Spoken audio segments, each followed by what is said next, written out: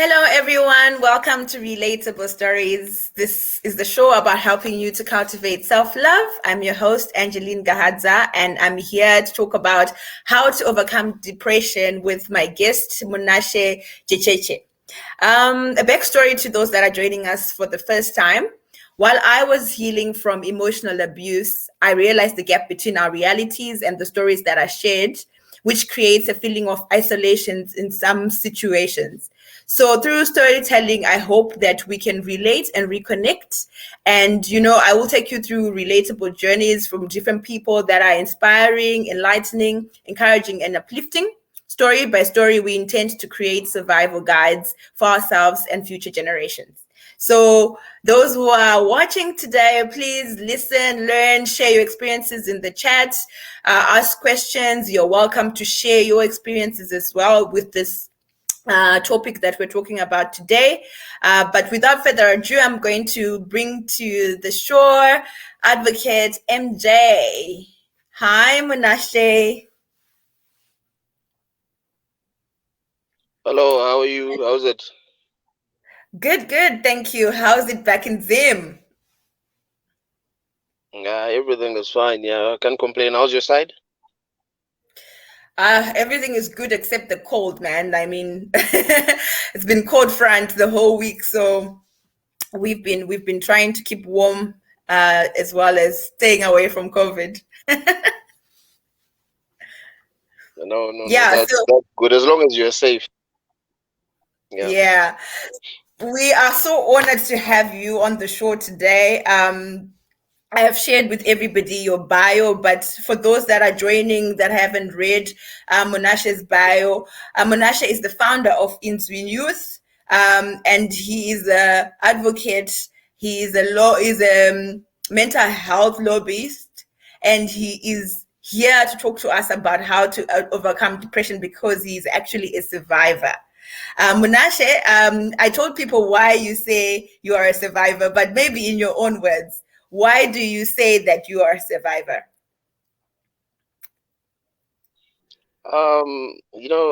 With depression and mental health, the challenge is that it's um it's a very difficult period of time in one's life, and most of the time you feel like you're alone, and it's it's actually hard for us, particularly Africans and the black child, in terms of our backgrounds. We don't know things like mental health, depression. So for you to diagnose what you call it, depression, you'd never understand what it is up until you meet someone who's experienced it, or someone who's studied things like psychology and the likes. So Mm. that's why I call myself a survivor, because having to go through all that without even knowing what I was going through, without even knowing that it's a mental health issue, but then getting to find out on your own without medical help, and yeah, just that struggle and everything. That's why I call myself a survivor. I actually like it. I like the word survivor because it releases you from being a victim. Yes, of course, you might have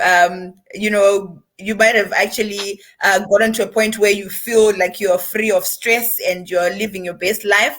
But some people are stuck in that space where they look at the past and how it actually stopped them or hindered them from becoming who they wanted to be right now, and they don't focus on what they can still become.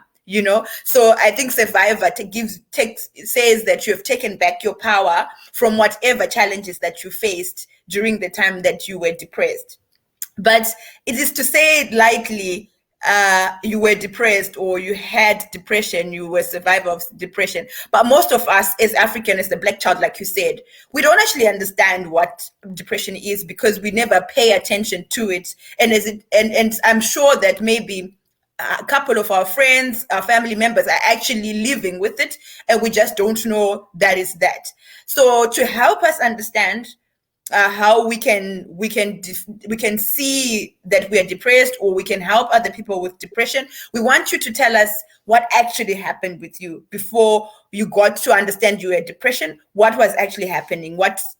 Take us through your story. Oh, okay.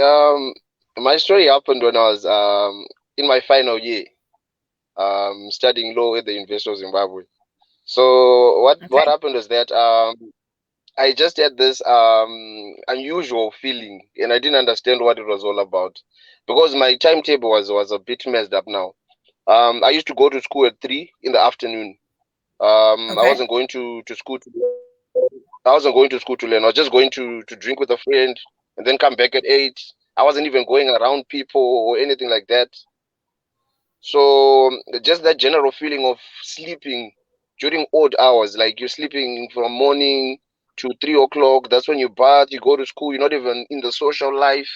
You're alone. You can't survive without alcohol. You don't have friends. You're bitter with everyone else.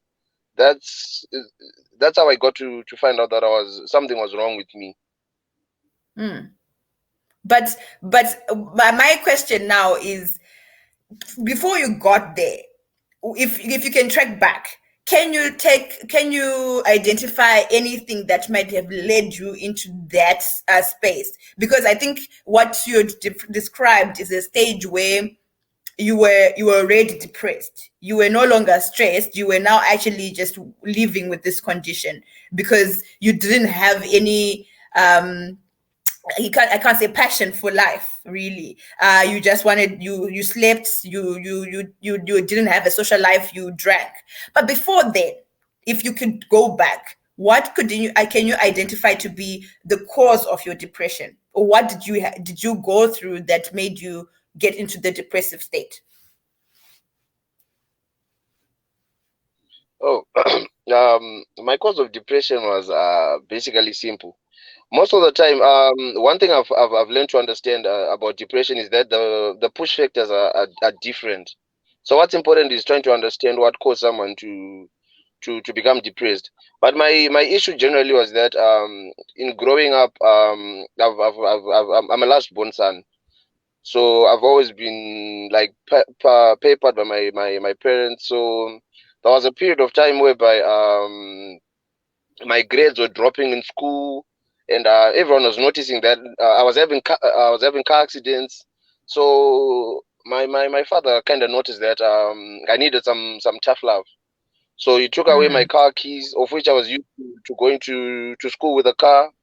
You get it, changing cars, living that life, being the cool kid in school. mm, You know how it is when you're growing up.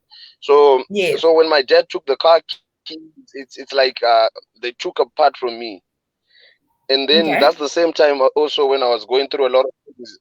I had a friend of mine who was dating my ex-girlfriend, very close friend, and another friend of mine who I used to sleep with in high school. We used to share the same room. He was also dating a girl I used to date back then. So I just thought that I was you know the feeling when you've got so much pride and it mixes up with people walking over you. You start thinking that maybe you're not good enough, or yeah, something along those lines. So it was just a mixture of factors, from home to social life, and yeah. So I began to lose a few friends from then, and then yeah, that's how I ended up in a depressed phase, because I couldn't go to school without a car. I was never used to that, so it was tough for Yeah. me. And then I had to swallow my pride. It was embarrassing. People were laughing at me. They were always asking me, "Where's your car?" and all that. So I couldn't deal with that or cope with that at that particular period of time. Mm. You know, it's very interesting. This you brought up being a last born, and I feel like with the last born, there's this syndrome that I call a last born syndrome, where you're used to being shielded from adversity, and any kind of adversity for you, adversity was not having the things that you thought you needed because you always had them, like for example a car, right? So it would have seemed to you like the people that took away the car are sort of against you now. And I feel like from what you've just described with your friends as well, there was sort of like value that was put in your image as well, and you felt like maybe people, the guys that were dating your ex, didn't regard you as highly as you expected them to, and that maybe was stressing you. Am I correct? Yes, exactly. That's exactly how I felt. Okay, so it's very interesting for me and for the guys that are watching. I think that a lot of times we don't look at people's struggles or people's stresses or notice them because they are not the same stresses as ours. As you've mentioned, MJ, that sometimes a different stressor, a stressor that means nothing to me, can actually depress the next person. So we can't use the same yardstick for people because you don't know what they were how they were brought up and the things that they value. So I wanted to just highlight or say to the audience that, especially with the youth, the teenagers, etc., it is very important for us to actually look at things that they probably feel stressed about, especially when we take it away, or when the economy actually takes it away without you guys, without anybody noticing. So, but I wanted to get back to you, Menashe, and say, if you knew better, or if people around you knew better, what could they have done to help you with during the time that you were stressed? Because I feel like you got stressed and you got under, you kept going until you're depressed. But if somebody had done something, what could it have been? Um, I think the most important thing, I think, is awareness. Okay. We need a lot of we very much need a lot of motivational coaching, and just being in a positive environment and getting to learn that there's more to life than the things we immediately have. And then there are more things you can work towards. And that all that it's not all the time that when people take away privileges from you, they're trying to hurt you. It's just that there's something we call tough love. But when you're going through Mm. that period now yourself, and then you haven't experienced things like that, it becomes a bit tough because you start feeling like you're alone. I think the best form of help I could have got that time was just having awareness of what depression is, of what stress is. Yeah, generally having awareness of mental health issues. Right. I'm going to ask you a tough question. Do you think at that Yeah. time, or I'm calling it a tough question because I think I wouldn't have been able to even pinpoint if it was me going through what you went through. But do you think at the time you had what we are terming self-love right now? Or were you relying on external validation to be who you were? Yeah, I think it was also going with age, and yeah, pride was also part of it. It was just I want to call it. I think that was just the challenge. It was just a bunch of young guys with ego, because it was more like a clique. So Mm, yeah, it's like when when they take the car away from you now, and then you're playing with the cool kids, with the rich kids. You get the idea. mm. Yes, I get that. Yeah, that's what happened. So it was a matter of pride and, yeah, narcissism, and a bit of immaturity, to be honest. Yeah. No, of course. I mean, we don't. I mean, if I was addressing a person or you were addressing a person in that situation right now, for them, they wouldn't understand the difference between maturity and immaturity, right? It's real for them. And and in order for me to try and recognize and find the fine line between them feeling unloved because of the tough love that's happening or material things being taken away, and them having the wisdom to understand that those things being taken away does not actually devalue them. Because where I see a lot of teenagers, and you as an example, is that their their sense of being is actually grounded in material things or whatever that they can show. And yes, like you said, it's an ego thing, it's a pride thing. But how can we, as a people, teach the young or the youth that are still not wise enough to know that, oh, okay, this is just material stuff? What is it that we can do for them to get them to a place where they are comfortable without things? I think, as I tried to allude it earlier, what's very important is, for environments like ours. Mm, For instance, Zimbabwe. That's why I call myself a mental health lobbyist. I think it's very important for us to introduce mental health in our curriculum.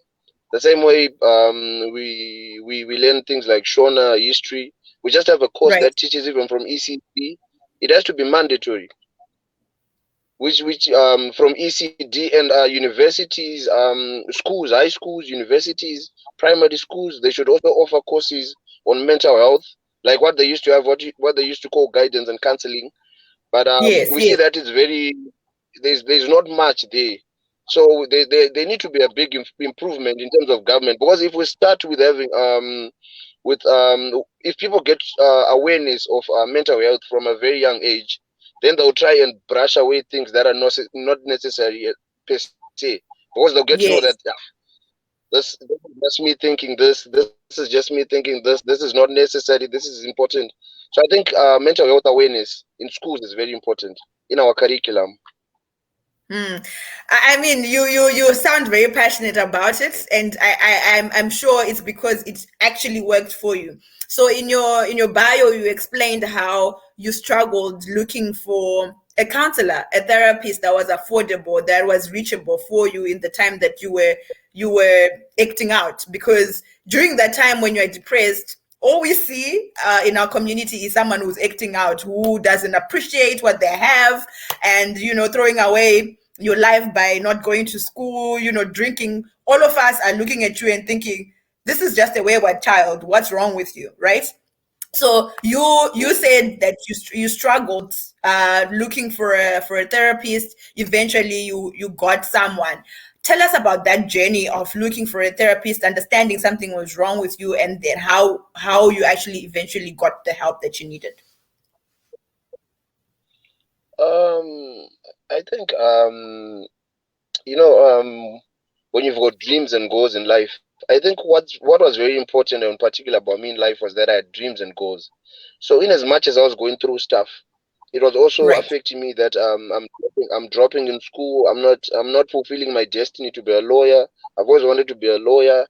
So I started looking at myself, and then I noticed that something is not right with me. Then I had people talking about counseling and all that. I think I saw a show on TV, if I'm not mistaken, that was talking about mental health. Then I got to Yeah. notice that some of the symptoms were the same things I was exhibiting. That's when I decided to start looking for a counselor. And then I went through all that process. I didn't know anyone is yet who was into mental health or depression or anything along those lines. So what I had to do was just to go to university, and I asked students from psychology. I had a friend from was doing psychology that time, so I asked the way I can get a counselor. They showed me the place. It was close to the dean's office, but then when I went there, there was no office. We got the number, but we never saw the counselor. You get the challenge. So it was quite tough for me. And then the other issue that got me not mad as such, but so that got me affected was that we had a high number of students committing suicide because of Mm, teenage pregnancies, feeling out of place, peer pressure, addictions, and the likes. But again, the university was not doing anything to help the students who were going through mental health issues. So that's why I just had to look around, and then thank God I don't know how I met these other guys from this other group called Depression Free Support Group, and right. those they're the guys that changed me and yeah made everything better for me. I'm thank God for this group of people. And to be honest with you, I was at the University of Zimbabwe. I never actually even knew we had a counselor then. And this is just how bad things are in terms of mental health awareness in the country. So I do understand how you through the struggle, through the challenges, you had to go find somebody that doesn't exist. But these guys that you met, they changed your life. They changed your life. I'm so grateful to them. What is it that they did for you that you think clicked and changed the way you were thinking around that time? As I was saying earlier on, I was saying we have different push factors to depression. Yeah. So the challenge of we've always had was that depression, or the mindset we always have, is that depression is meant to be suffered by people who are struggling in life, maybe financially, but then Mm. it's more than that. So what happened was that getting to meet this guy, there was this guy called Charles. So getting to Right. meet him and tell him what I was going through, and he was giving me an ear, he was understanding. That made a difference. Unlike our society, whereby you get too much you get too much heat. If you tell Okay. people that I'm going through, I'm depressed because I don't have a car, you get it. They'll take it the wrong way. They'll say, this guy is spoiled. It's not even an issue. Depression, you get it. But it was affect me to such an extent that I wanted to commit suicide like 4 times on 4 separate occasions. But then just getting to meet these guys and telling them what I was going through, and then they're like, yeah, we understand. We've been there. So getting that uniformity and it becoming a common language, getting someone who understands what you're going through just made a difference for me. This is what I'm talking about, relatable stories, like getting into a place where people are speaking the same things and you feel less isolated. And I mean, what you're saying is like, for example, people don't understand you saying it as it is. They took away my car and that's depressing me. But what it is as a bigger picture is change of lifestyle. For you, there was a traumatic situation, I could imagine, because there was a big shift in your world. As parents, probably they would never understand your world because they don't go to school with you. They don't know how you dominate with your car. They don't know what your car gets you, whatever, right? So when it's taken away from you, that shift of lifestyle, I feel it doesn't necessarily have to be equated to it being a car, a phone, or whatever. It is anybody's life that can be changed right away, and that traumatic change can actually trigger something in you that makes you feel depressed. So I just wanted to double click on that because what I heard from you was my lifestyle was changed, but a lot of people take it's just a car. Why are you being such a spoiled brat? So I think a lot of people that are listening now might actually be learning a lot, especially if you're a parent, that your child can actually get depressed just because you change something about their lives that would affect their school life or their social life in a way that you probably don't understand, and all they need is somebody who can hear without being judgmental. uh, so I heard you when you said now you are lobbying for the government to put some things in the curriculum. I'm with you. I wish we could do more with that. But you have done something yourself. You have started Inzwi Youth. Tell us what Inzwi Youth does and what it offers to the community, and what it aims to do to help those that are suffering. Yeah. Did you see the smile you just put on my face by just I mentioning saw that word? it. I saw it. Oh, Inzwi is vernacular. It means a voice. So what happened was that we just came together as a bunch of youths. We weren't a lot. We were just like 4. So the other colleague I started Inzwi with, his name is Tapiwa. I think his little brother got bumped by his dad. Bumped his little brother when was reversing and going to work, and they died there. So he also went through a bit of depression and all that, and stress and trauma because of that. Then the other friends, they also have what they've gone through, which are also different push factors. But the common issue was depression, stress, and trauma. So Right. we just ganged up. Like at the end of the day, we see that there's a gap in terms of what the youths can get, or what the people can do for the youths, in the sense that a lot of times when people become addicted to Hmm. drugs or to alcohol, we don't look at the causes of what caused these guys to become addicted. What we are very good at is looking at what is going on with that person who's now taking drugs. So we tend Hmm. to to ignore what ignited that problem, and we just look at Right. the negative impact of their behavior. So at the end of the day, us being young and relating to exactly what was happening. For instance, me, I had to, the only friend I had that time was a bottle, and a colleague was also going through the same things as me. He had also lost his car, so we were relating. So the only thing we could do was just to drink and and share our troubles together. You get it? So Where at were the end you of the getting the day, monies to drink? the money was always there. Money was always coming from home. The money was supposed to use for the whole week, because I used to get my allowance every week on Monday. So that's the money I Mm, used to use. Yeah, that's and okay. also Yemi also came with that money. So yeah, so that's what made us start this institution, because at the end of the day, what's important is making a difference in each and everyone's life. It's not about Right. the money. What's important is just trying to help out and improve each other as youth, and become better and realize our goals. So that's the objective of Inzwi. That's why we started Inzwi. Okay. So I love it. I really, really love it. Thank you, Munashe, for not just being another survivor, but for pushing your agenda forward, because I'm with you. I'm with you for mental health awareness. I'm with you with Inzwi, because as a youth, we've got a voice. But the thing is, for me, what I see is a big generational gap in terms of stressors. Like you said, there is still a gap in stressors amongst us in the same generation, but there's a huge gap where it comes to now the people that are our guardians, that we need support from.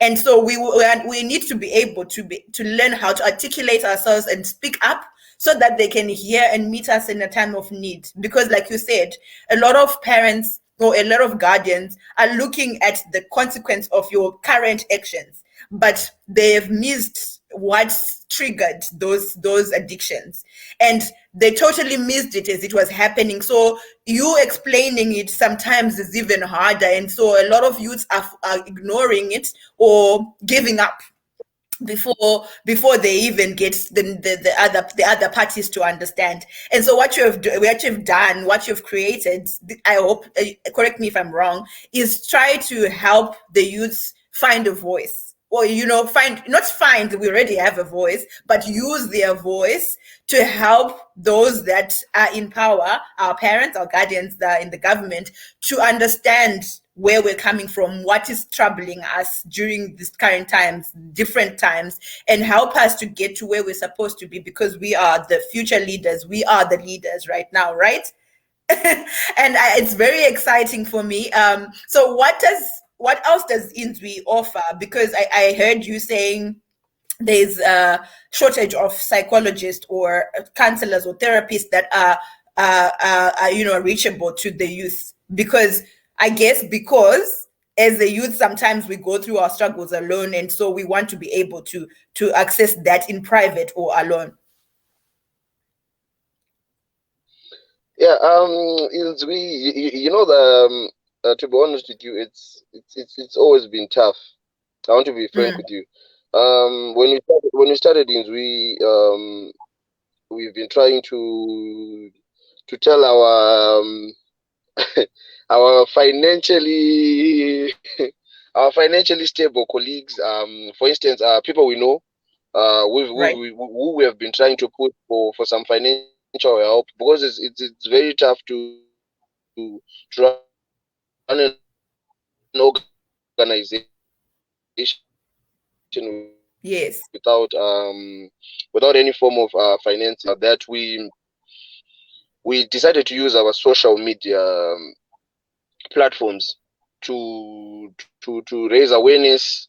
For instance, we've been making flyers just to raise awareness. We've been writing on statuses. We've been writing on our Facebook pages. We've been doing a lot of things Mm, on Instagram, on Twitter. You get it. Other than the challenge we have also as the youth, we just use our social media for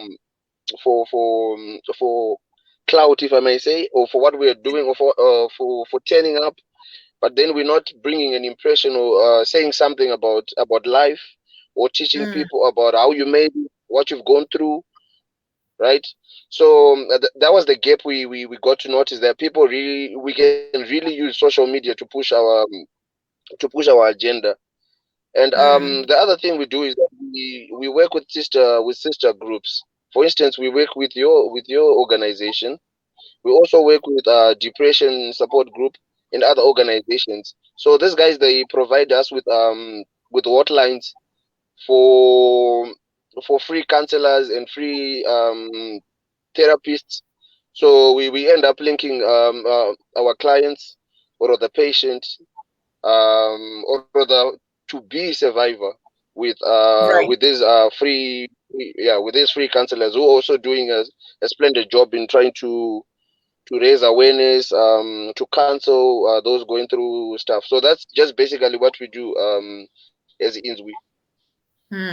That's brilliant. Thank you so much for all of that. I mean, I now when you were describing the activities that you were doing, I had a question. How do you think, or what do you think our parents or our guardians should be doing to help bridge the gap in our communication?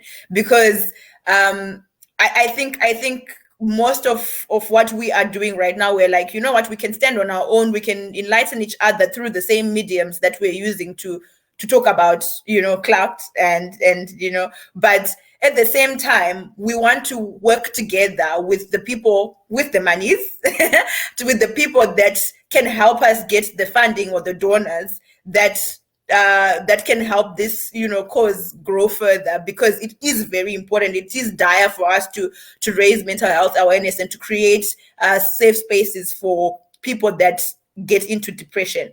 So, what is it that you think our parents, our guardians, or our elders should be doing or should be trying to do to bridge the gap? Um, I think waiting for something to happen is too late. When our Mm, parents see a few symptoms on their child or on their guardian, um, I think what's important is that they should communicate with either a mental health organization, or that's why we so much emphasize on having awareness, not just awareness to the youth, but also awareness to the parents as well. But then what happens is that the social media we use usually doesn't hit on the elder generation. So right. that's why we talk about things such as finances, because the older generation would be reading newspapers or watching news channels or TV. So what's important is to get adverts, sorry, on those social media platforms that reach out to the elderly, so that they get to notice that, for instance, when a child is suffering from withdrawal symptoms, the child is not eating, the child is on drugs, then they'll get to understand, oh, no, no, no, no, it's not because of witchcraft. It's actually a problem. It's actually a problem that we are facing today. Not witchcraft. We It's not. can't pray it away. Yeah, exactly. That's the challenge we have as Africa, where we have that superstition at the end of the day, that it's Uncle Nindi who's working on my Yeah, son. But these things happen in society. So they have to know that right. it's normal, and it's not their kids alone who are going through this. Hmm. I love that. I love that you brought to the conversation this whole let's pray it away. I feel, I don't know if it happened to you as well, but I know a couple of people that have also gone through it, where instead of us dealing with the issue at hand, we're trying to pray it away. But prayer alone without any action in this particular situation will not solve the problem. So in terms of depression, are you saying that as a parent, outside reaching out to a counselor, there isn't anything that they can do in terms of conversation with their child? Do you think that there is something that they can do to reach out to their child, to start speaking out, and even try and maybe get to a point where they avoid therapy in the end, because they managed to talk it through? Is that possible at all? Yeah, Yeah, I think it's possible. What's important is just that people with depression, they want attention. They need attention. Okay. So if they don't get that attention, most of the time, I remember when I was going through what I was going through, I even wanted to tell my mom that, mom, I'm not okay. I'm just going through this. She would listen to some extent, but she would brush it off. Hmm. She would say that, you've got demons. You need to pray. We need to pray for you. You get it. But then Yeah, for I them get that. to exactly, for them to get an ear, what we used to do now was, for what I used to do now was to threaten suicide. I would tell them, Mm, man, I'm going to kill myself. But after I kill myself now, you're going to miss me. You see how important I was. You get it. So it's like you shouting for attention and no one is noticing. That's right. the issue now. So they have to give attention and listen. They have to give an ear to what's going on, what's the problem, what's the cause, and then they talk it out. I see. I see. So I can relate with the whole, yes, you are listening, but I really just don't feel like you are listening. And this is where, as a parent or as a guardian, you need to get to a point where you realize you are not giving what the child is needing, and so you would ask for help, because everyone needs to get to a point where they ask for help, and sometimes some things just become too heavy and you need to bring a counselor to the table. So my other question, this is just obviously us speculating because we are not experts in this, is how come the older generation that we're trying to reach and tell all the importance of mental health awareness is not as clued in about it? Have they been suffering from it in silence, or have they had a coping mechanism that's never got that's protected them from depression? Because I'm failing to understand why there's such a big gap where we are suffering, killing ourselves, and they are there, not even seeing it and not even realizing how important it is for us to talk about things and to get, professionals to assist us. Um, I think social media is just the issue. Social media has changed a lot of things for us. Okay. If I've got a problem, it's easy for you to know that I've got a problem, or my life is not working, or my life is not moving. It's easy for you to see that. Than Right. back in the days where there was no social media.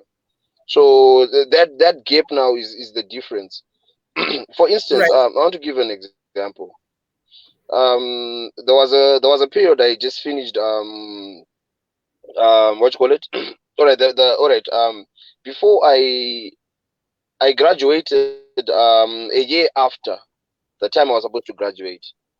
Mm. So seeing my friends graduate, or my mates, the people I learned with graduate earlier than me, and seeing them take their court at their oath at the high court, and wearing the lawyer kit, was a bit tough for me. And that's what Right. social media can do. And then you go on Facebook, you see Can I their can I pictures. stop It you seems there like, though? Can I stop pardon? you there though? Can I stop you there Yes, though? yes, Just to probe there. Like, you were feeling FOMO. You were feeling FOMO that your mates were graduating and wearing their regalia and all of that. But in that point, or in that space, did you not think that, well, I ditched school and I left school, so that's not a measurement that's going to be used against me because I had a gap year? Did you not think that at all? no, no, no, no, no, no, no, not even. You feel like you're behind.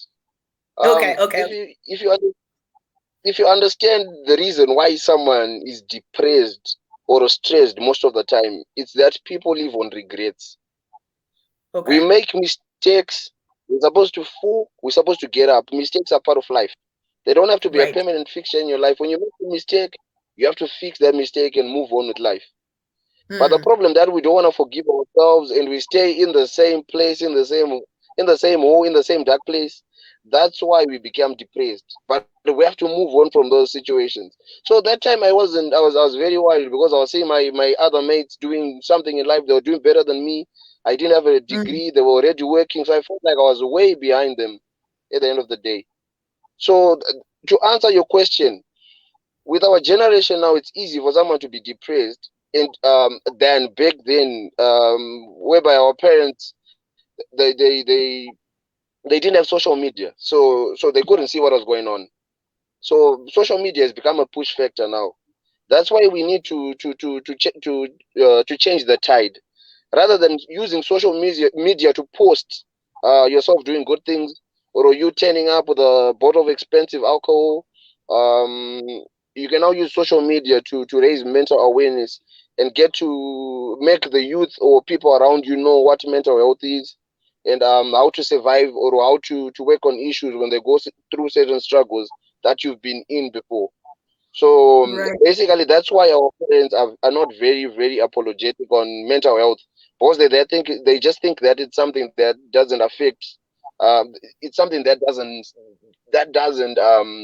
survive in our society, or it's just a myth, or Mm, that's the problem. Social media is a big influence to why yeah. our parents Yeah. don't understand.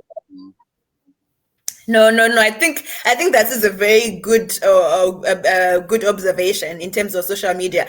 It's for me. It just talks to external validation. I mean, our parents had or have that issue in society where it comes to church gossip and everything, but it is limited to the people that can reach you. So if the whole world cannot know about your little issue at church, then it might not be as big as me being known by 1,000 people on my Facebook that I have gone through something. And something else that you mentioned that is very interesting and key is that we tend to, or as a person who's predisposed to depression, or is or has been depressed, where you are functioning from a place of victim mode. So you're looking at your mistakes as like your enemy, really, and not as a lesson. And so you keep Mm, going back to that and feeling, oh, woe is me. Oh my God, if that hadn't happened. But you're not actually doing anything in your current space except, moan and groan and think and compare yourself to people that didn't make the mistakes you made. And that just makes the issue bigger. And that's how, from what I'm hearing from you, that's just how depression just continues to go on and on if you don't get to that positivity level and choose to live with your mistakes and do better with them. So mm. we've gotten to the point where you tell us how you then turn things around, because we can see you're like in a very good place. um you're also spiritual, but you understand mental health issues needs to be addressed by professionals. So tell us about that final piece of the journey where you took your life back, how that's been going for you. I just sat down and thought to myself, because I suffered from mental health for 1 year and a half, and I wasn't aware of what was going on. It was just it was coming in stages. Then the time I was now sleeping was, I think it was now on acute. So just getting into that support group. It's a support group on WhatsApp. So we start talking every day. You start getting positive. The people you're mixing with, the language is the same. It's positive. It's hopeful. There's a future. So yeah, I just started working on my mindset. I was like, no, this is my mindset. Let me be positive. This is Mm, negative. Because I was suffering from paranoia. right. If I can tell you that, it's very sad, Angeline. If I can tell you that, I couldn't go to town because I was just so scared of getting into town. I thought everyone knew me, that I was a failure. I was not good enough. It was it Mm, was it was really tough for me. So right. now, even like now, I can even go into town. The confidence is just on another level. Just because what was important was just having a mindset, changing your mindset, being positive. And I think getting my degree changed a lot for me, because to be honest with you, before I got my degree, I removed myself from the social spheres. But then I met a friend of mine who had also failed a course, but he was not depressed. He was good. So yeah, thank God, he was staying in my hood. So when we drink, we used to drink together. So our stories we were relating, we were being positive. You understood my situation. We used to go to the library to read together. And that was lockdown time, but we Right. jumped the Jurao to go to study at the university, get chased away a few times, but we knew what we wanted. There was motivation now behind. So Mm. that's what happened. But the biggest idea was changing my mindset, because I remember I was like, why can't I go to school? Why am I living life for people? They always going to be girls in 2032. You get it, that idea of Yeah. changing your mindset. Like, my life moves on. I messed up. Let me fix where I did wrong. You get it. So it Right. was all about the mindset, equipping yourself with positive things and surrounding yourself with positive people. I picked up a lot of things there, but the biggest thing, transformation of mindset, and I'm big on that because I do realize that it's all about you having a conversation with yourself. Nobody's going to come and actually make the change for you. You're going to have to speak to the you that was feeling afraid, the one that's so afraid to go to town because people will see that I didn't graduate when I was supposed to, so I just won't go. Talk to that version of yourself that's protecting you from nothing really, and say to them, it's okay that I failed and I accept that I failed and made a mistake, but I still have the opportunity to do better. And that's what I'm hearing you saying is the transformation of your mindset, because even you not getting the degree at the perfect time as you wanted to, because I also hear perfectionist achiever in you. This is something that I also recognize with myself. And a lot of and a lot of people, I actually assume, maybe guys in the audience, you can tell us, a lot of us as Africans also have that issue with not reaching a goal that was expected, because there's certain things, like you have to get a degree, you have to get a good job, that we are told from when we are born, really, that you have to do it. And it's almost feels like you're the worst person in the world if you are unable to reach those goals. So forgiving yourself for not getting there at the time that everyone expected or you expected can take a toll on you. And I'm just so glad that you managed to change your mindset, go back to school, get your degree, and now here we are. So if you were to compare you now and you before the depression, not before they took away your car, because then you were happy, right? And the you now who's happy, what's the big difference? Um, the big difference is just that I'm just in a good place, and God has been wonderful. Tell us. That's just the Okay, big fine. difference. The big difference is that you are now you are now more aware of what God has done for you. That's what I heard. Yeah, because I take what I went through as an experience, as a necessity to grow and to learn and to spread my wings and fly. It was not Right. a it happened for a reason, for a good reason. I love that. I mean, there we go. We've got we youth now, and we are not stopping. You've got your degree now. You are mental health lobbyist, and we are definitely going to change the way the government or our elders see mental health issues, so that other youths, the coming generation, don't have to suffer the way some of us are suffering right now currently, because they are feeling isolated. And I'm so grateful that you accepted the invitation to come and talk about your story today, because this is us documenting this experience for somebody who doesn't know anywhere else to find a resource, that can just hear that Munashe also went through it. And Munashe is here now saying, I'm living my best life, loving that God has what God has given me, and I'm happier, and I'm grateful even for the experience. That is something that I'm sure you wouldn't have wanted to hear during the time you were you were under, because you would have thought that was a lie. But this could be hope for somebody. who's experiencing what you're experiencing. So I'm just grateful for your life. I'm grateful for everything that you've done. I don't know if you have any last remarks, any comments that you'd like to give around how to overcome depression, what we should do going forward, etc. I mean, the floor is yours. Thank you very much, Angeline.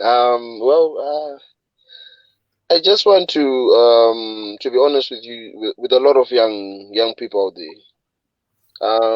Your background, your current circumstances, they don't influence who you are going to be in the future. Even if you go through a slump, even if it's something that's negative, it doesn't mean that it's permanent or it doesn't happen for a reason. Don't be too superstitious. Don't be too negative on life. You are young. If you make a mistake, get back up, dress yourself up, wake up in the morning, take a good path. Don't try and pressure yourself with being around people that don't want to be around you. Then most of the time, depression is caused by breakups, or when friends, at the end of the day, when you think you're playing with the right friends, and then they tend to leave you, or to go about without you because they think you're not good enough or you're not cool enough. But then there's no one who set a standard of who's cool or who's good enough but yourself. So at the end of the Yeah. day, what's important is a positive mindset. Definitely, you have to know God. You have to read the Bible. You have to pray. If you're not Christian, you just need if you're Muslim, I think Allah will be good for you. You read your Quran, mix around positive people in life. Don't be negative. Don't think you're not good enough. You're the only person who can stop yourself from being who you want to be. There's no limitations in life. So yeah, that's basically it. We definitely going to get a someone important or a great person in you.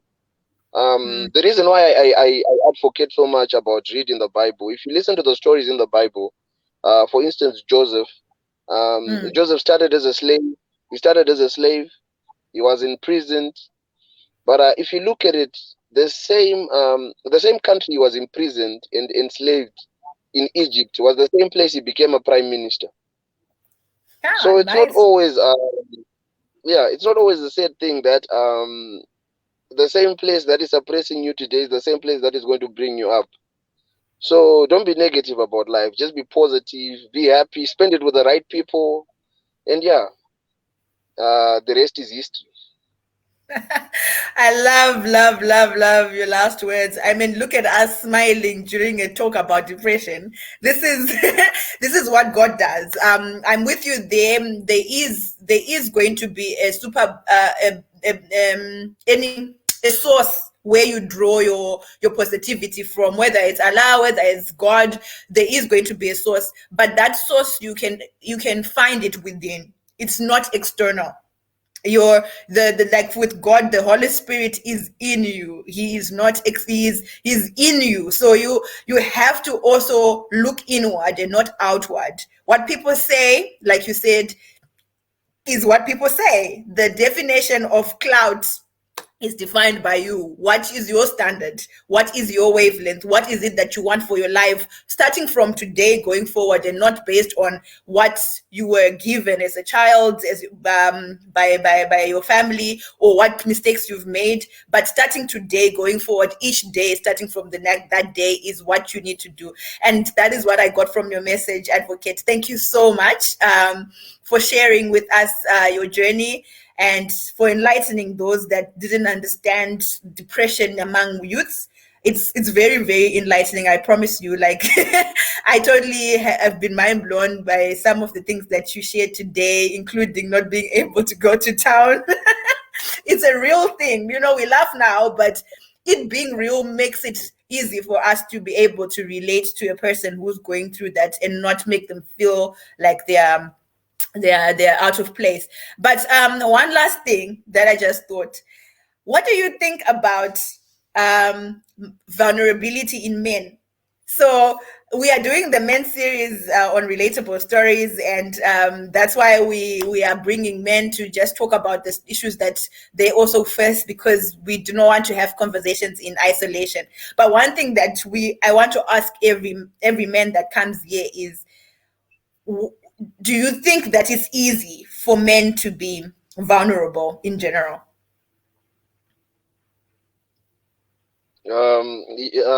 Sorry, Angie. I'll answer that. I just want to say, you were laughing about the issue of going to town, but to be honest, when I talked about it, I really wanted to drop a tear. I wanted to shed a tear because it's really tough, to be honest. Now thinking about it, the time I lost and how hard it was. But yeah, there's something called paranoia, and I want the viewers to go research on it and get to understand that paranoia is real, and it's a tough world. And then in terms of vulnerability, I've lost two friends. I've lost two friends, two guys who committed suicide. One hung himself, the other one I think he drowned himself. So it's emotions run in everyone. Feelings are in everyone. They don't come with gender. If you need help, you need help. So vulnerability touches everyone else, because when it comes to life, there's no male or female. For Right. instance, I'm sorry, I gave an example of Joseph. Let me give an example of Esther. To those who read the Bible, Esther also became a queen. If you read the Bible, so but you look at the way she grew up. You also, she was an orphan. And if she was someone who was negative about life, she would have committed suicide. The same thing with Ruth. Ruth lost her husband, but God had something in plan for her, something big. So at the end of the day, vulnerability touches on all sides, whether you're male or you're female. What's important is how you act upon vulnerability. If you need help, you need help. Show someone, someone, speak to a stranger. Don't keep it inside. Just because you're a man, or the stranger will do the trick for you, just the way they did a trick for me. So just find someone to talk to and tell them what you're going through. We're very Yeah. open. I think your organization is also open to people who need help. If they need counseling, if they need someone to talk to, these are platforms and places that you can use. So at the end of the day, to answer your question, I think I've answered it properly. Yeah. Vulnerability has no gender. Everyone is vulnerable. Yeah, but the why I asked it is because we have noticed that it's very difficult for men in general. I'm really sorry about your friends. It's sad to hear that, some people go without actually telling their story, and without actually even trying to seek help. We are wondering why it is difficult for men to become vulnerable, and what we can do to help.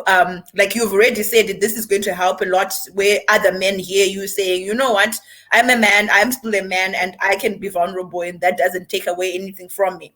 But in our society, there's this toxic masculinity that's going around, that's causing men's vulnerability to be a thing that's shunned upon.